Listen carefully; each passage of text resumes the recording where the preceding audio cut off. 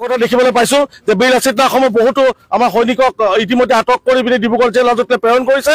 কিন্তু এই কথাই এই দমন নীতিয়ে এই ডিব্ৰুগড় আৰক্ষী আৰু অসম চৰকাৰে যি দমন নীতি অৱলম্বন কৰি পিনি এই প্ৰতিবাদক নস্যাৎ কৰিব বিচাৰিছে। অসমৰ খিলঞ্জীয়া যুৱকেইজন জেলত সোমাই থকা অৱস্থাত যি মানে এই আমাৰ প্ৰতিবাদক নস্যাৎ কৰিব বিচাৰিছে। কিন্তু বীৰ লাচিত দাসসমূহে এই হ'বলৈ কেতিয়াও নিদিয়ে। এই প্ৰতিবাদ চলিছে আৰু চলি যাব যেতিয়ালৈকে তনু চাহি নামৰ সেই ছোৱালীগৰাকীক আটক কৰি পিনি জেললৈ প্ৰেৰণ নকৰে, যেতিয়ালৈকে শংকৰজ্যোতি বৰুৱা যেতিয়ালৈকে কাৰামুক্ত নহয় আৰু মিণ্টু শইকীয়া নামৰ সেই দালালটোক যেতিয়ালৈকে এৰেষ্ট নকৰে, কিন্তু এই প্ৰতিবাদ চলি থাকিব।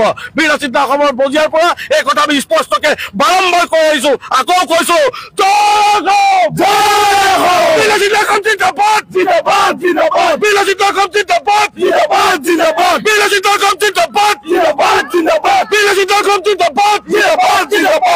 আমি পুনৰবাৰ অসম চৰকাৰ আৰু ডিব্ৰুগড় আৰক্ষী প্ৰশাসনক সকীয়াই দিছো, এনেকুৱা দমন নীতিৰে কিন্তু আমাৰ এই সংগ্ৰামক আপুনি দমন কৰিব নোৱাৰিব।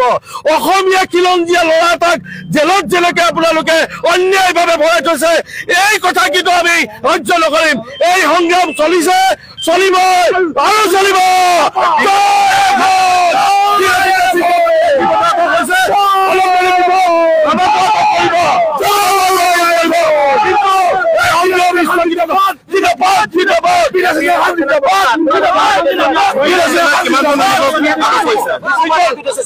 ডিব্ৰুগড় চিংগচলি এৰেষ্ট কৰা হৈছে ইতিমধ্যে।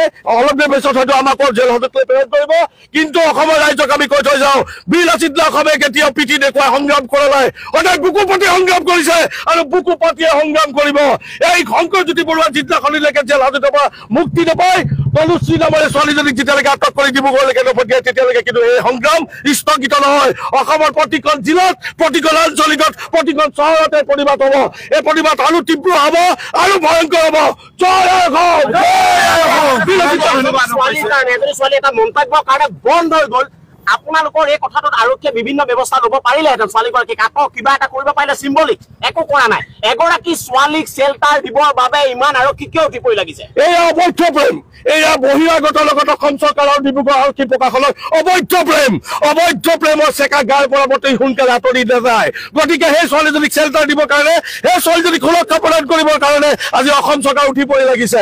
36খনকে এজাহাৰ অসমত দিয়াৰ পাছতো, ডিব্ৰুগড় সদৰ থানাৰ পৰা দুলীয়াজান থানাত দিয়াৰ পাছত সেই ছোৱালীজনীক কিন্তু আটক কৰি জেল হাজতলৈ প্ৰেৰণ কৰি মেলি অসম চৰকাৰৰ গা লৰৈ। কিন্তু এটা ল'ৰাই কোনো ধাৰা নথকাকে, কোনো হেৰি নথকাকে দিনটোকি এটা ল'ৰাক এৰেষ্ট কৰি কাজিয়া ৰখাবলৈ যাওঁতে এটা খিলঞ্জীয়া ল'ৰাক আটক কৰি পিনে আজি জেল হাজতত আজি 4-5 দিনকে এই ল'ৰাটো সোমাই আছে। তাৰ কথা ক'লে অসম চৰকাৰে কিন্তু আমাক এটক কৰে। ইতিমধ্যে আমাৰ কেন্দ্ৰীয় প্ৰশাসনিক সচিব শৃংখল চলিয়াদেৱক ডিমৌত এৰেষ্ট কৰিছে, অবিনাশক গোলাঘাটত এৰেষ্ট কৰিছে, ডুমডুমাত কালি ৰাতি আমাৰ ল'ৰাক এৰেষ্ট কৰা হৈছে, উঠাই লৈ আহিছে, ঘৰৰ শোৱা পাতিৰ পৰা উঠাই লৈ আহিছে। কিন্তু এনেকুৱা দুলীয়াজান আঞ্চলিকৰ আমাৰ 9জন সৈনিকক আটক কৰিছে। কিন্তু এনেকুৱা দমন নীতিৰে বীৰ লাচিত অসমৰ মনোবল, বীৰ লাচিত অসমৰ শক্তিক মষিমূৰ কৰিম বুলি যদি অসম চৰকাৰ আৰু আৰক্ষী প্ৰশাসনে ভাবিছে, সেয়া কিন্তু স্বৰ্গত বাস কৰিছে। বীৰ লাচিত অসমৰ স্পষ্ট কথা, এই সংগ্ৰাম যেতিয়া আৰম্ভ হ'ল, এই সংগ্ৰাম তীব্ৰতৰ হ'বই।